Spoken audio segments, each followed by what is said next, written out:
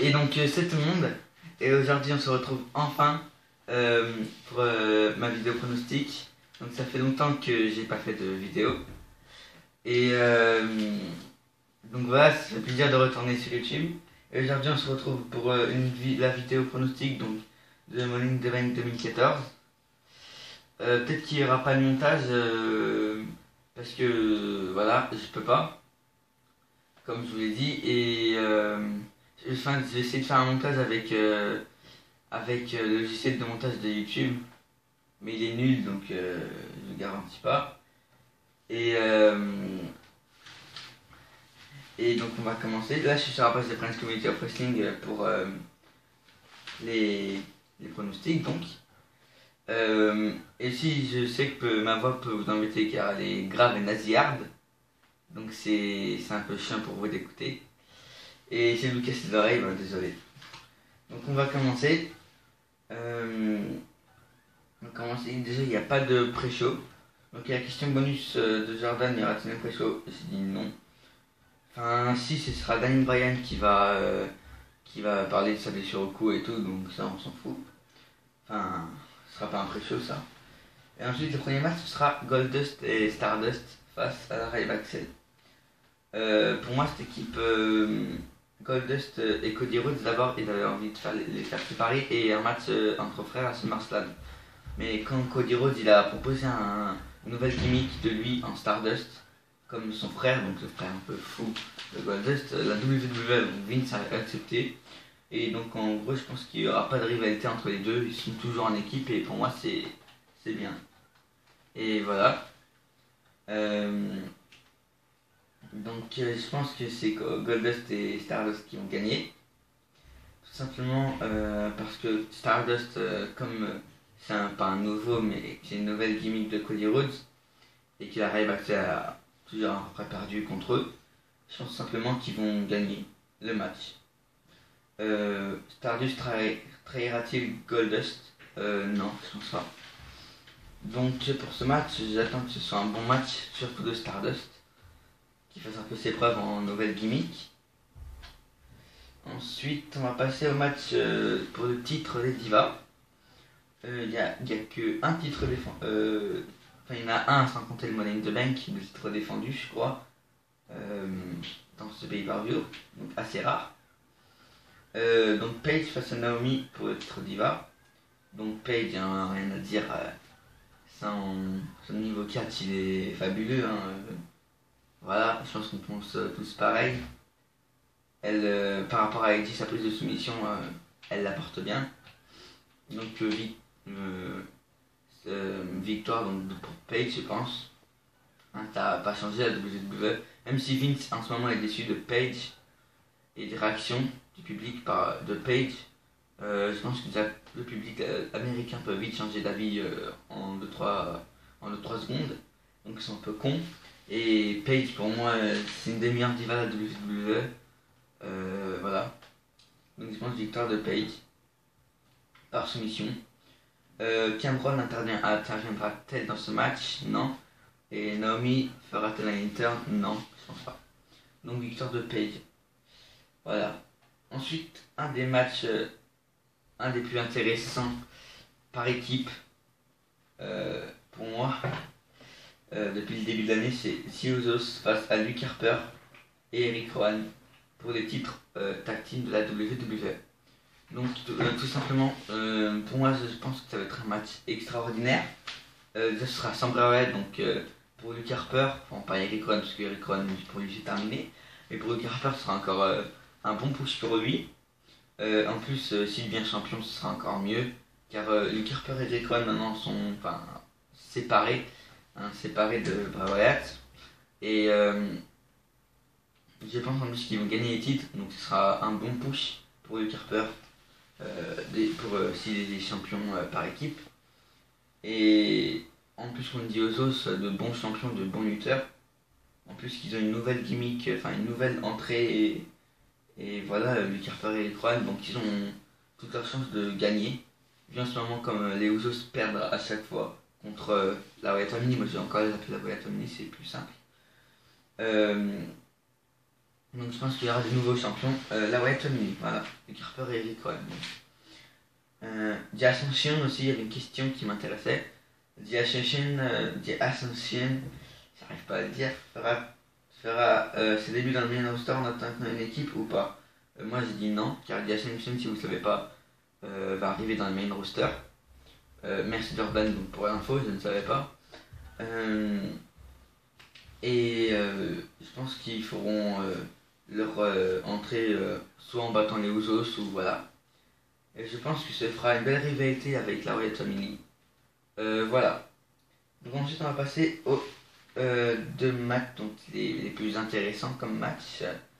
D'abord j'ai passé le Money in the Bank, mais d'abord j'ai passé pour la mallette du Money in the Bank, et ensuite la fin plus intéressante bien sûr. Donc pour le Money in the Bank ladder match, donc pour le contrat, qui selon vous gagnera le match? Donc dans ce Money in the Bank, il y aura Seth Rollins, Dean Ambrose, Dolph Ziggler, Rob Van Dam, Kofi Kingston. J'essaie de pas regarder mais je regarde quand même.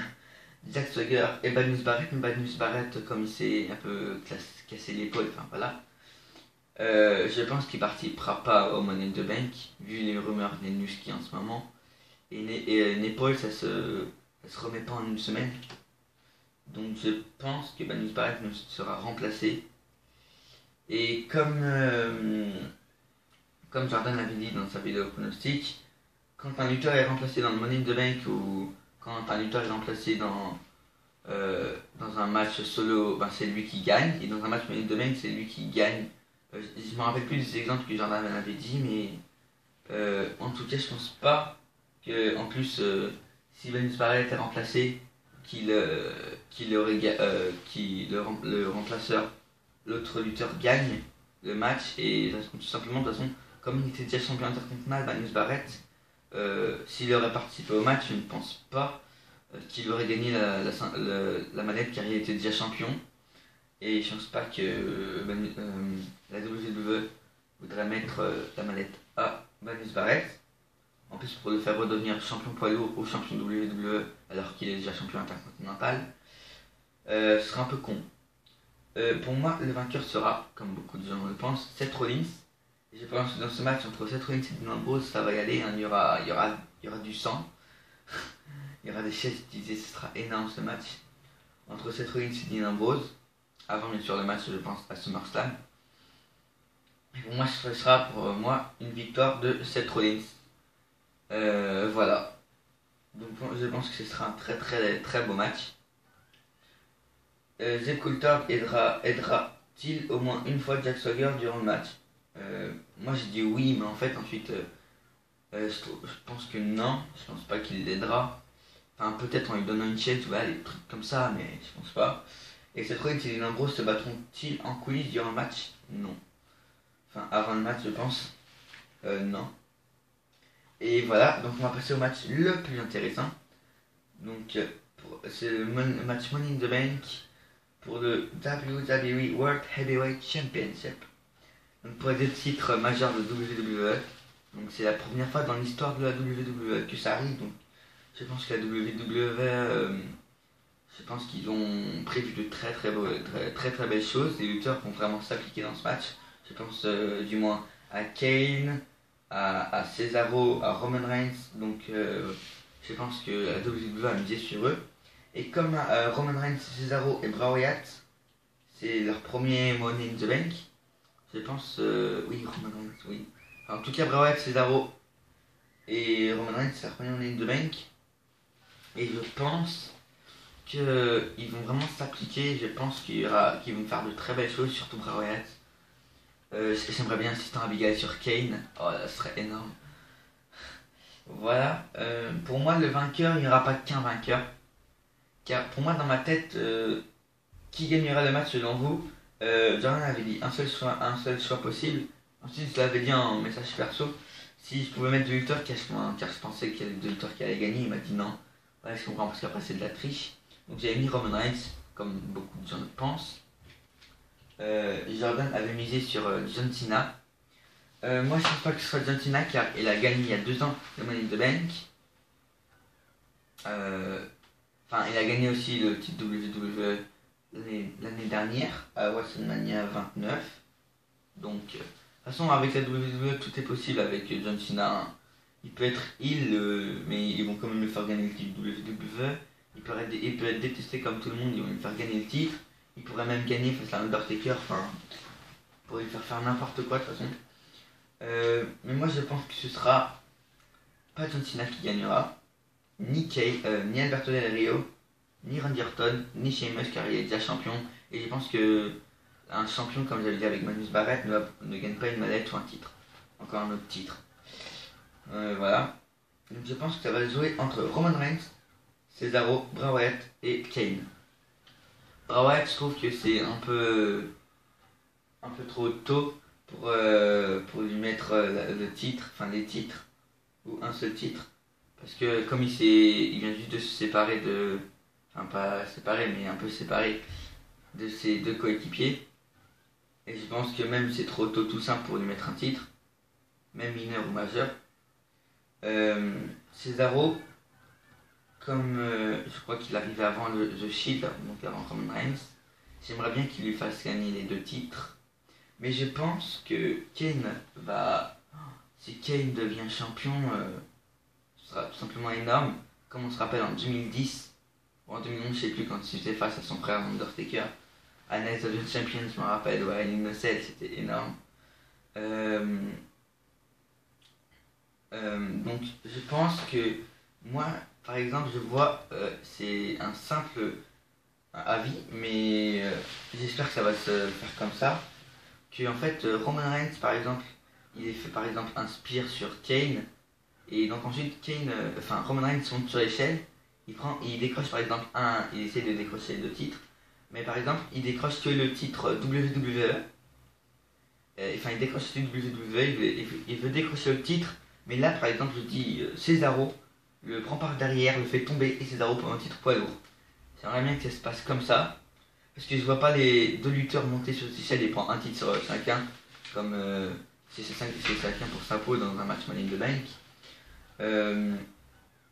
Donc je pense. Je pourrais même miser sur Kane qui prenne les titres. Parce que Kane qui prend les deux titres, vu sa carrière, moi ça me dérangerait pas comme il a déjà été champion poids lourd.